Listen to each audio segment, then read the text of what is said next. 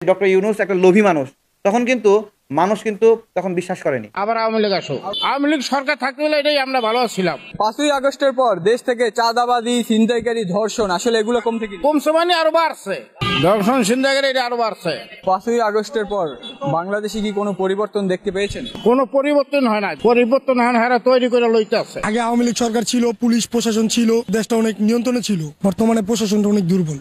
বাংলাদেশে পরিবর্তন বলতে ভাই এমন কিছুই পাইনি। ছিনতাই, চুরি, বাটারি এগুলো একটু বেশি হয়ে গেছে। শান্তিতে ভাই বাসে ফোন টিপতে পারি না, খাবার দেয় নিয়ে যায়। ডক্টর ইউনূস দেশ পরিচালনার খালি সংস্কার করে পাগল। গরিব খেটে খায় মানুষের উপরে যদি নির্যাতন চলে, তাহলে 5 আগস্টের আগে যে নিরাপত্তা আছে সেই নিরাপত্তাটা এখন দেখতে পাচ্ছি না। কিছু আওয়ামী লীগ আমাদেরকে এতটা খারাপ রাখে নাই। আওয়ামী লীগ নির্বাচনে অংশগ্রহণ করুক, এটা আমরা চাই, কারণ এটা একটা বড় দল। সংস্কার বলে, হ্যাঁ, আসলে এই সংস্কার বলতে কি বোঝায়?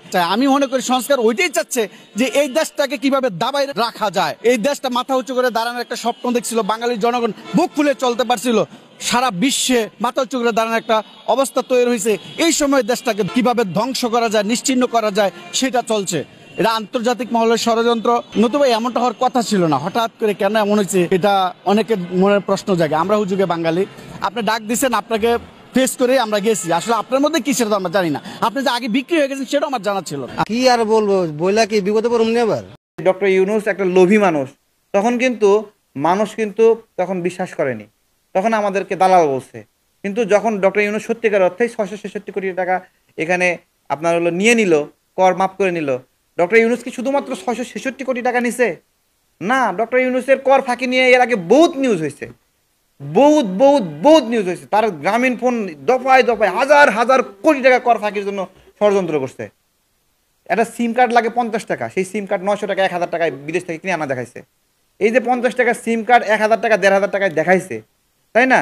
এই বাকি টাকাটা বিদেশে গেছে, হ্যাঁ বিদেশে গেছে। এখন এই বাকি টাকাটা বিদেশে গেছে, সেটা কার কাছে গেছে? 50 টাকার সিম কার্ড আসলেই কি 1000 টাকা দিয়ে কিনছে বিদেশ থেকে? বিদেশে টাকাটাই গেল, ওটা কি আসলে ওই সিম কোম্পানিকে দিছে, নাকি সিস্টেমে যেখানে যাওয়ার কথা সেখানে গেছে?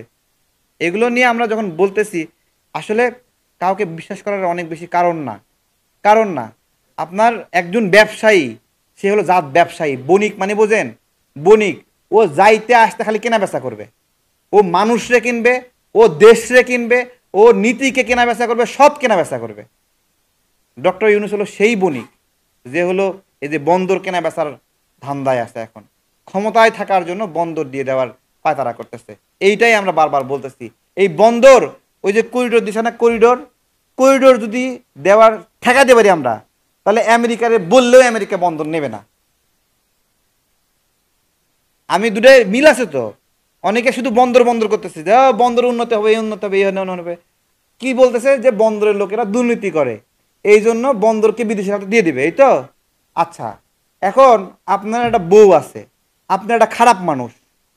এখন আপনার বউ হলো আপনার বউ, আপনি হলো খারাপ মানুষ। এখন আপনি খারাপ মানুষ, এই জন্য বউকে আরেকজনের কাছে দিয়ে দিবেন? মানে আমার দেশের মানুষ খারাপ, দুর্নীতি করে, এই জন্য আমার দেশকে আমি মানুষের হাতে কর্তৃত্ব দিয়ে দেবো? হ্যাঁ, আমার বন্দরের মানুষ যদি দুর্নীতি করে, আমি ঠিক করবো, কোন জায়গায় ভুল আছে ঠিক করবো। আর আমি যদি ঠিক করতে না পারি, আরেকজনের হাতে দিয়ে দেবো, দেশেরই মধ্যে আরেকজনের হাতে দিয়ে দেবো। ডক্টর ইউনূস বন্দর যদি ঠিক করতে না পারে, সে নেতৃত্ব দেবে না, সে সরকারে থাকবে না। যে ঠিক করতে পারবে, যে চালাতে পারবে, সে সরকারে থাকবে। সহজ হিসাব। হ্যাঁ, চালাতে পারবে না দেখে বিদেশির হাতে দিয়ে দিবে। তো এই যে গার্মেন্টসের তো শৃঙ্খলা নিয়ন্ত্রণ করতে পারতেছেন না, গার্মেন্টস দিয়ে দেন ইন্ডিয়ার হাতে, তাই না?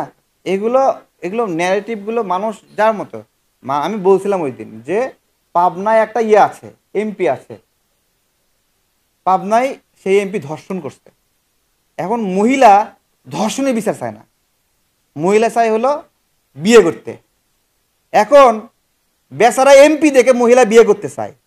বেচারা যদি রাখাল হতো, তাহলে বেচারা ওই মহিলা কি বিয়ে করতে চাইতো? হ্যাঁ, তো এখন ওই আমাদের বন্দর ধর্ষিত হয়েছে আমেরিকার দ্বারা।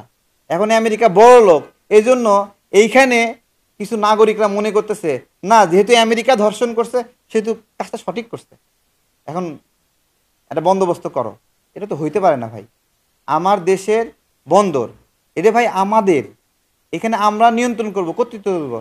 এখানে টাকা তুললে আমরা তুলবো, বিদেশি কোম্পানিকে দিব, ওরা কি করবে, এখান থেকে টেয়া তুলবে, টেয়া তুলে সেই টেয়াটা লয়ে যাবে, এটাই তো নাকি? সেই টেকা আমার বন্দর রেডিমেড আছে। এই যে নিউমোরিং বন্দর, এটা রেডিমেড বন্দর আমার।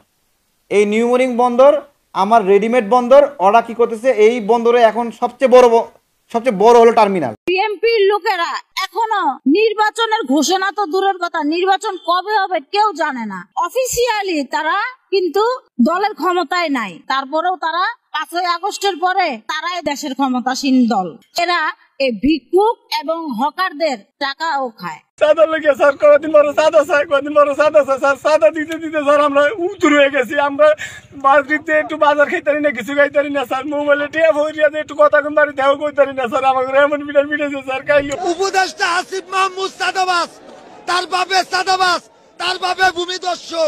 জনগণ চেতলে ওদের বিড়ের চামড়া থাকবে না, ওদের বিড়ের চামড়া রাখবো না, আমরা বলে দিলাম। ডক্টর ইউনূস সাহেব যেভাবে দেশ চালাইতেছে, এভাবে তো দেশে মানুষ খাইয়া বাঁচতে পারবো না। মানুষের ইনকাম নাই, মানুষের আয় নাই। মানুষের আয় থেকে জিনিসপত্রের দাম, দ্রব্যমূল্যের দাম, তেলের দাম বাড়ছে, চাইলের দাম বাড়ছে, সবকিছু দাম বেড়ে গেছে গা। যে সরকার আসার পরে ব্যবসা বাণিজ্য খারাপ, কাজ কাম কমে গেছে গা। আগে সরকার মানুষে ইনকাম করছে, মানুষে বাজার করছে, এখন মানুষ ইনকাম করে নাই, মানুষের বাজারও নাই। আমার তো লাগতেছে বাংলাদেশ অবস্থা খারাপ হইতেছে, দেওয়ালে ভিতরে পিঠে গেছে গা। আমরা চলতে পারতেছি না। এখন দ্রুত একটা নির্বাচনের দরকার এই দেশে। নির্বাচন না এলে দেশে জনগণ বাঁচতে পারবো না। বিগত সরকার আপনাদের চেয়ে অনেক গুণে ভালো ছিল।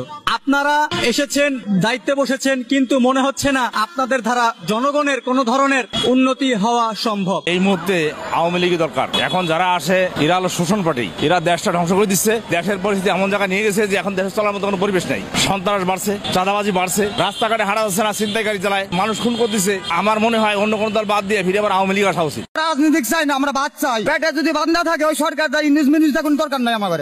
আমরাই বসাছি, আমরাই দূর করবো।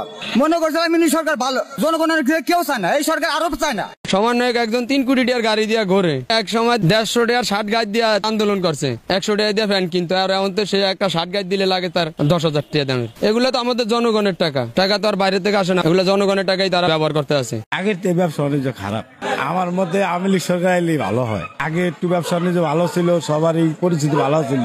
আওয়ামী লীগ যে ক্ষমতায় ছিল তখন কিন্তু এত একটা হরযোগ্যতা ছিল না। আরো সাধারণ মানুষ আছে আশেপাশে জিজ্ঞাসা করেন, একই হরযোগ্যতা এখন আরো বেশি হইতে আছে। আওয়ামী লীগ যা করছে কিন্তু এখন কিন্তু আরো বেশি হইতে আছে। এইটা তো আমরা চাই না। আমরা আবার চাই শেখ হাসিনা বাংলাদেশে ফিরুক, সে আবার রাজনীতি করুক। নির্বাচন শেখ হাসিনারে, আগামীতে শেখ হাসিনার আবার চাই। পরিবর্তন নেই, এমএ ভালো আছে, অনেক পদ্মা ব্রিজ করেছে, রাস্তা পরিবর্তন ভালো আছে। শেখ হাসিনা যখন আসলো তখনই ভালো ছিলাম, অনেক খারাপ অবস্থা। আমরা দেশের সাধারণ জনগণ ভালো না। আবার আওয়ামী লীগ আসো, আওয়ামী লীগ সরকার থাকতে হলে এটাই আমরা ভালো ছিলাম। 5ই আগস্টের পর দেশ থেকে চাঁদাবাজি, ছিনতাইকারী, ধর্ষণ আসলে এগুলো কমছে মানে আরো বাড়ছে।